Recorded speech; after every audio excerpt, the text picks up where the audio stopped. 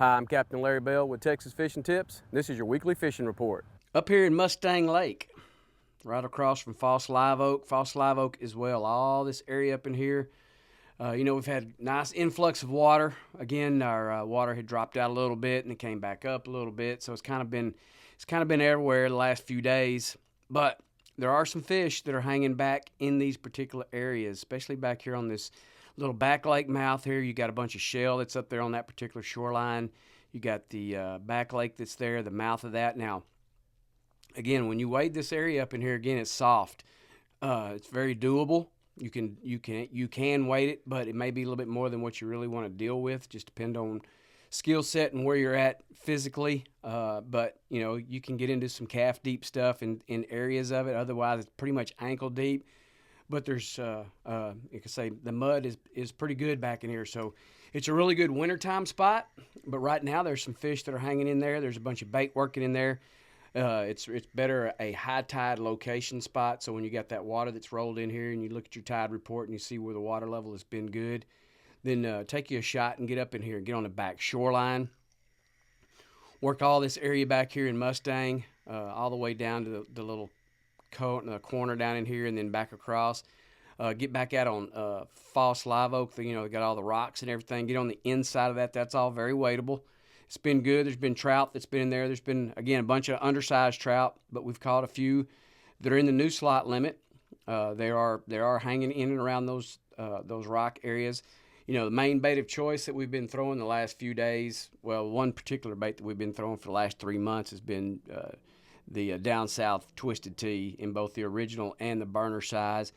Some of the supermodel has been pretty productive as well the last 3 to 4 days, but not as consistent and not as productive as what the original and the burner have for the down south in these particular areas. I know I've talked to other people and the supermodel has been good further south, but up here in this particular water, in the color and the columns, the original and the burner have been the best in the twisted T. Also, Chicken of the Sea has been good in the burner shad. The white ice has been good in the burner shad and the original version.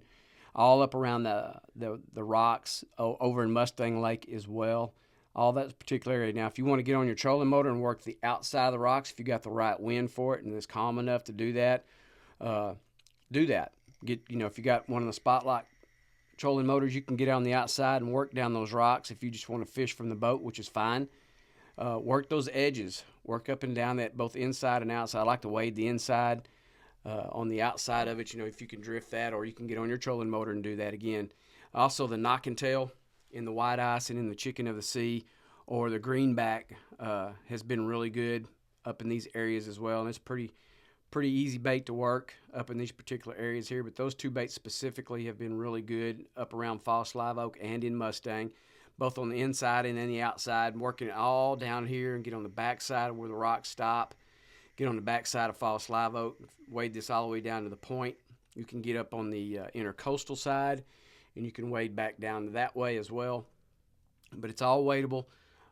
Again, there's areas that are softer than others. There's scattered shell that's in here. There's been a decent amount of grass that's growing back in this. Again, bait working up in this area.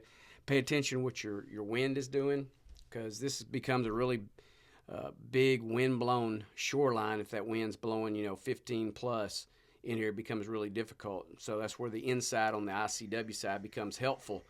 You've got a little room to work there. You can work up and down that on those edges, especially when this water begins to drop back out again. It's a good location to get yourself into. Again, 16th ounce jig heads have been the main thing that we've been throwing, especially in all these particular areas. Still haven't transitioned over to 8th and probably won't this far into it. We're on the backside of July and August. Got a couple of weeks left in August. Again, it's the toughest month. July and August are the two toughest months for throwing artificial.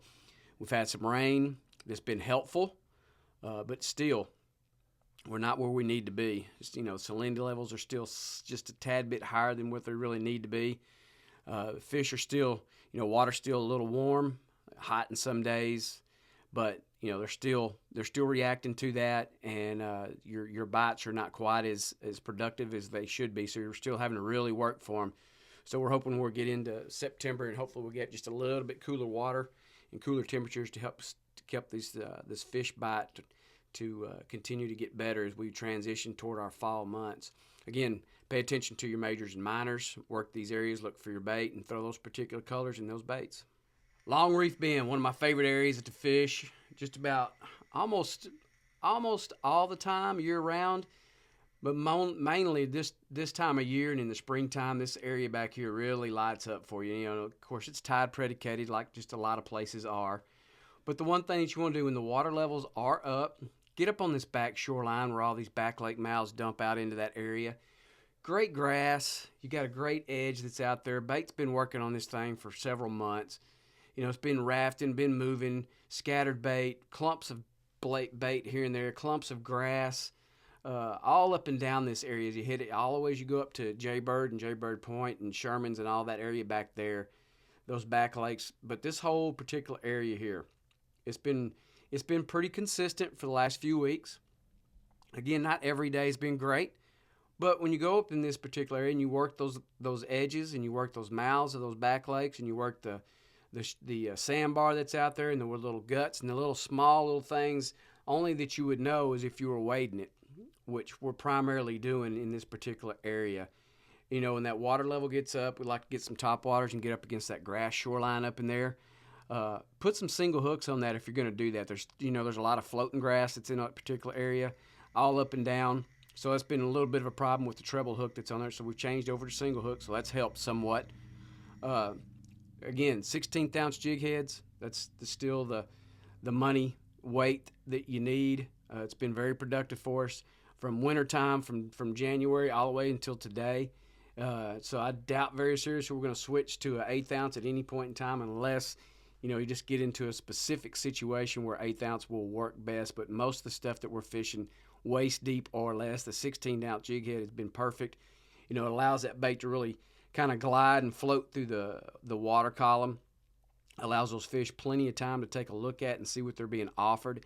And it's not just darting and shooting straight down into the grass and you're having to constantly fight that. So keep that in mind when you're tying on your jig heads and what you're doing.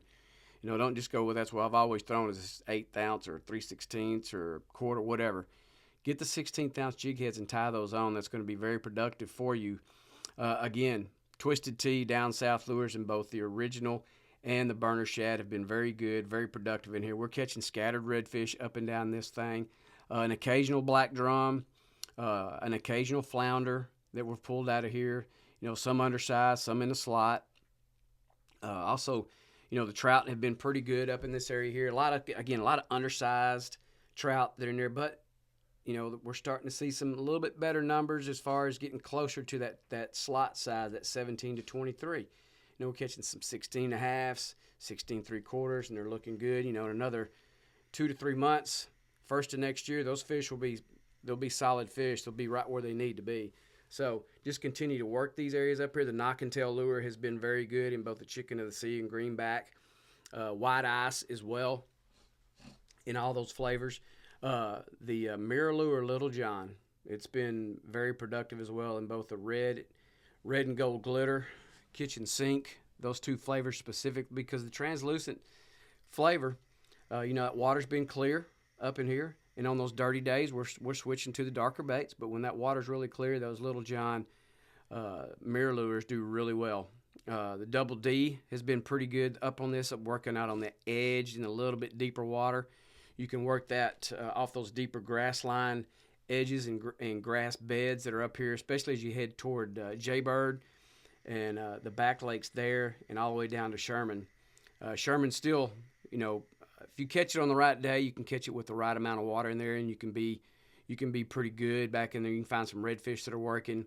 I still like to throw top water back in this area, or again, that 16th ounce jig head really works well. But the amount of grass that's grown back in there, if there's not enough water, it's very difficult to fish. So just keep that in mind when you work that. The guts have been pretty good. The mouth of that particular area has been pretty good, and all the shoreline on the outside. Just keep those in mind. Pay attention to what your tide levels are doing, when your majors and minors are taking place, because especially during the full moon period, and as we've transitioned toward this new moon phase that we're fixing to get into right now, all those wild card days around the majors and the minors, that's when the majority of our bites were coming. Outside of that, we were grinding. It's been very difficult outside of the majors and minors for throwing artificial. So keep that in mind when you fish these particular areas. Again, those particular colors have been working well for you. So just take your time, work these areas, and you'll locate fish. Up here in St. Charles Bay, it's been a few weeks since I've kind of paid attention to this particular area. Just kind of stayed away from it because I'm not a big gator fan by any means. So wading this area for me is this time of year. You know, when the water's hot, active gators are active, especially toward the back of this estuary here. But you can, if you pay attention to what's going on, kind of keep your head on a swivel, you can kind of pay it and see what's going on as far as where your gators are hanging out, what they're doing. Haven't had any issues with them, but I don't want to give an opportunity either. So always, if you're going to wade up in here in St. Charles during this time of year, just make sure that you're paying attention to where the gators are at. Or just stay in the boat and drift it, or use your trolling motor and work the edges, which is just fine.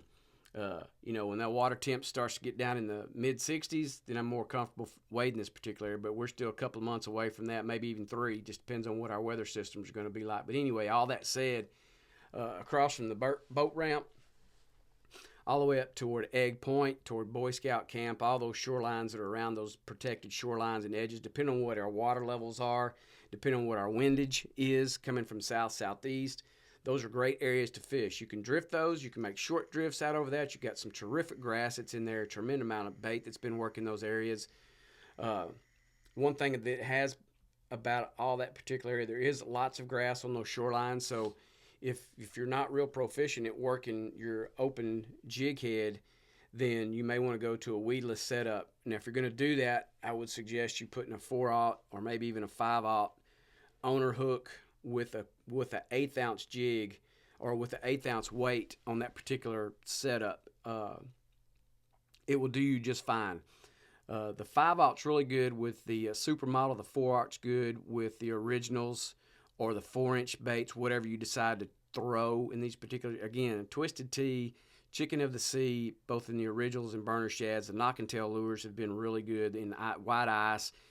Greenback have been in here. Mirror lure, Little Johns have been good. Provokers have been pretty good. I haven't really worked the double D's back in here because of the amount of floating grass. We're getting hung up a lot with those. Get in Cavasso. Cavasso's been pretty good for some redfish and scattered.